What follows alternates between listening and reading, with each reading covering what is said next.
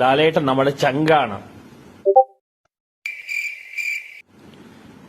പാവം ലാലേട്ടൻ ബേസിക്കലി പാവം മനുഷ്യനാണ്. ഞാൻ ലാലേട്ടനോട് കുറെ കുറ്റം പറഞ്ഞിട്ടുണ്ട്. ലാലേട്ടനോട് ഞാൻ സോറി പറയുന്നു. നമ്മൾ ചെറുപ്പം മുതൽ കണ്ട ആളല്ലേ. എന്റെ ചെറുപ്പകാലത്ത് ലേറ്റ് 80s early 90s ലാലേട്ടന്റെ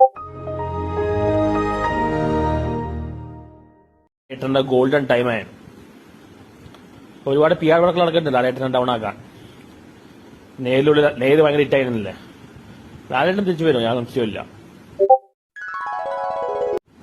ചെയ്താണല്ലേ വെറുതെ. ചെയ്താൻ പണ്ട് ചെറുപ്പത്തിൽ ലാലേട്ടൻ ഫാനായിരുന്നു. ഫാൻസിയായിട്ട് തുടങ്ങിയതാണ്. നരസിംഹൻ സിനിമയാണ് മോഹൻലാലിന്റെ കരിയർ മാറ്റിയത്. ലാലേട്ടൻ ഞാൻ പറഞ്ഞിട്ടുണ്ട്. ലാലേട്ടൻ വേദന വെച്ച് ലാലേട്ടൻ ശ്രമിക്കില്ല, മലയാളം മനസ്സിൽ വെക്കാൻ. ലാലേട്ടൻ സെൻസിറ്റീവ് ആയതുകൊണ്ടാണ്.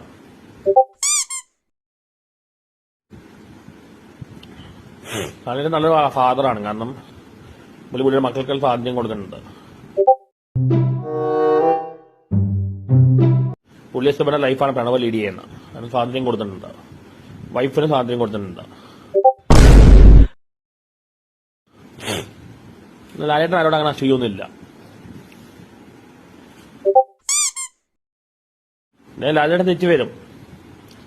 എന്താ മുന്നേ ദിനേശ് ഇങ്ങനെ നടന്നാൽ മതിയോ?